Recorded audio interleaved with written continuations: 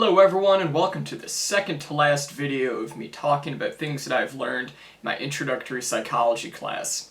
Today we're going to be going over chapters 11 and 12, which is about stress and psychological disorders.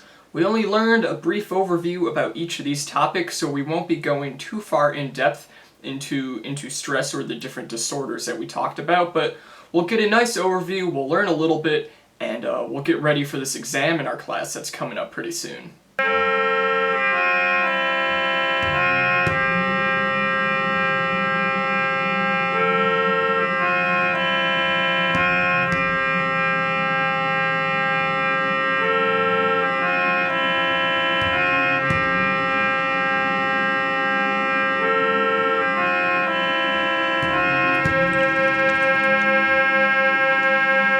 Now when we talk about stress, the three biggest terms that we need to know are stress, eustress, and stressors.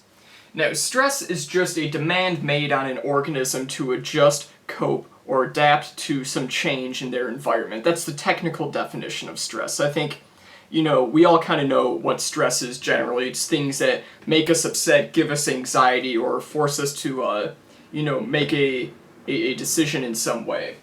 Eustress, on the other hand, is a healthful sort of stress. Having a little bit of stress in your life is not necessarily a bad thing, and the more healthy, good kind of stress is what's known as eustress. This could be, if you're starting a new job and you have a couple different job opportunities you want to choose between, that is a stressful decision you may have to make, but ultimately it's for the better because you have some options in your career path.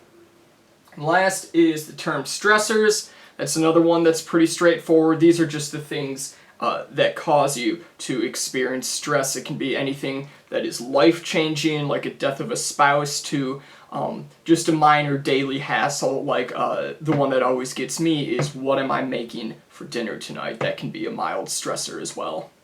Now, certain psychologists specialize in stress and reacting to stress. They're known as stress researchers. One stress researcher known as Hans Selye came up with a theory that human beings respond to stress in a process that he called general adaptation syndrome. And this is basically a three-step process that humans respond to stress with. And there's three distinct stages that have different parts and components. They're known as the alarm stage, the resistance stage, and the exhaustion stage. Let's talk a minute about each of those and what those look like. In the alarm stage, this is the first stage. It is where the body becomes alarmed by a stressor, and they may begin to release hormones like adrenaline or noradrenaline, which provides fuel for our flight or fight response, which we talked about in one of our previous episodes. Up next is the resistance stage. This is number 2 in the general adaptation syndrome. It's what happens if the stressor is not immediately resolved.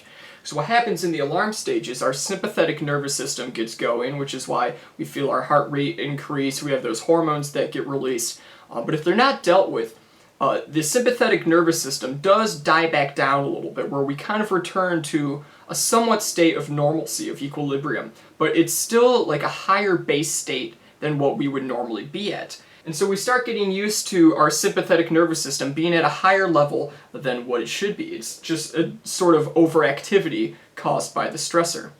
Now the last one is the exhaustion stage. This is the final step, and it's basically saying that if you are still dealing with these stressors, your body's essentially going to be kind of out of whack as a result. You're going to have this overactive nervous system, and what that means is you're going to be more susceptible to what Selye referred to as diseases of adaptation, which is essentially stress-related illnesses. And this can look like simple things from chronic headaches and allergies to more serious things like heart disease.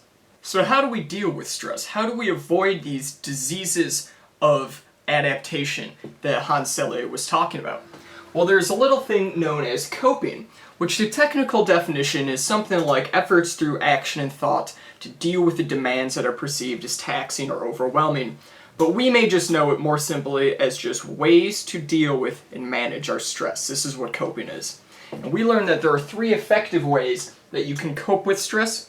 There is problem-focused coping, emotion-focused coping, and proactive coping. Now, problem-focused coping is a direct response aimed at reducing, modifying, or eliminating a source of stress. An example of this would be if you do poorly on an exam and you begin stressing about, oh, I'm going to do very bad on the next one, a problem-focused form of coping would be, I'm just going to study harder, I'm going to study more so this doesn't happen again. Emotion-focused coping is about reframing the stressor to reduce the emotional impact that it has. And a very easy example of this is if you lose your job, you can look at it more as an opportunity to start somewhere new, to do something better, rather than a tragedy or a major setback. It's kind of a cliche example, but it gets the point across pretty well.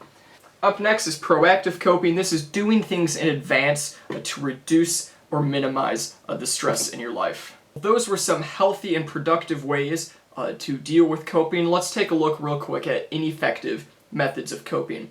Ineffective coping usually results in somebody being very withdrawn or avoidant, or they become aggressive, maybe they self-medicate a little bit, or they use what's known as a defense mechanism. A defense mechanism is a habitual and unconscious mental process that's designed to reduce anxiety. Now, we learned all kinds of different defense mechanisms in class. We were given a table of probably about 24 of them. Some examples that you've maybe heard of are denial, just not acknowledging that something is a problem. Repression, which is you're just pushing it down, pushing it into the back of your mind because you don't want to deal with it.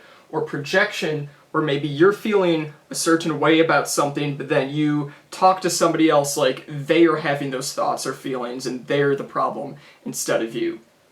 Now, there are some healthy defense mechanisms. A sublimation is an example of one where you have a lot of nervous and angry energy, and so you put all that energy into doing something productive rather than just sitting and stressing out about something. So just one final term that we learned about as it pertains to stress is what's known as the social readjustment scale. And this is a scale used to determine the impact of major life events. They used a scale of 0 to 100, with the units just being called life change units. And they found that the biggest life-changing event throughout all these studies that they've done using this scale is a death of a spouse. That is the most stressful event, apparently, that somebody can endure. Well, that's all we learned about stress. Not a whole lot, nothing to stress about. We kind of flew through that chapter. Now we can talk just a little bit about psychological disorders.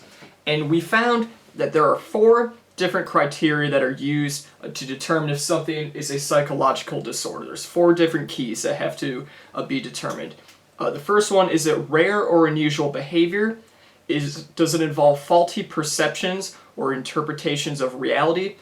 Does it cause severe personal distress? Or does it involve self-defeating, dangerous, or socially unacceptable behavior? If it meets all 4 of those criteria, it may be a psychological disorder.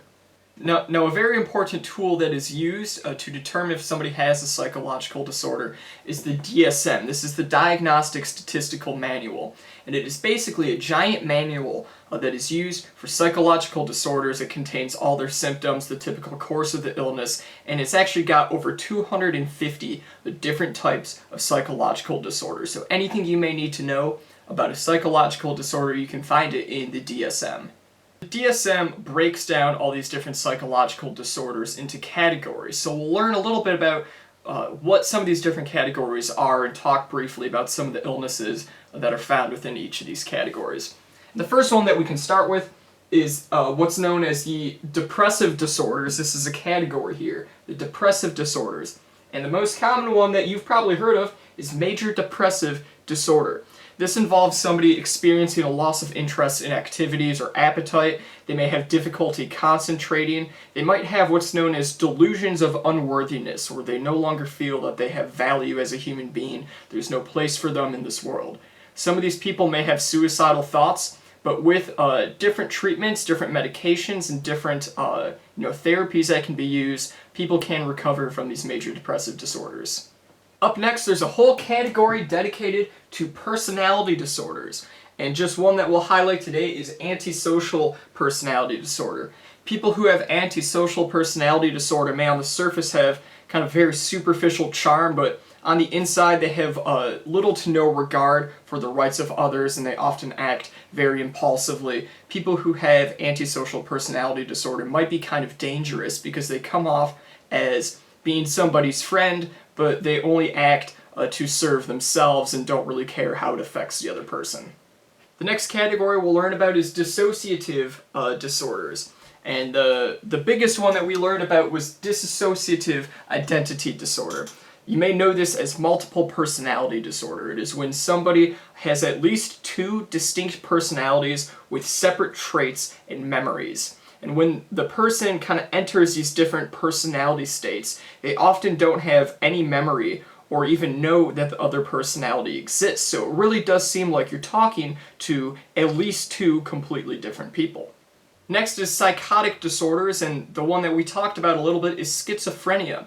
This is a very severe psychological disorder that's characterized by disturbances in thought, language, perception, attention, mood, and motor activity. It is a really bad psychological disorder that kind of affects all facets of somebody's life. They may be living sort of in a different reality from all of us, and they act accordingly. They think about things that aren't real, they see things or hear things that aren't there, and it influences everything that they do.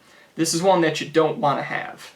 Next up is the category of anxiety disorders, and there's a whole lot of anxiety disorders that we could talk about forever. We'll just briefly mention phobias. Phobias are a very specific, irrational, or extreme fear of a certain object or situation. Maybe you're afraid of bats, maybe you're afraid of elevators because you could get stuck in an elevator. A lot of people have a phobia of spiders. This is arachnophobia. There are a lot of different phobias that are centered on just one specific thing or situation.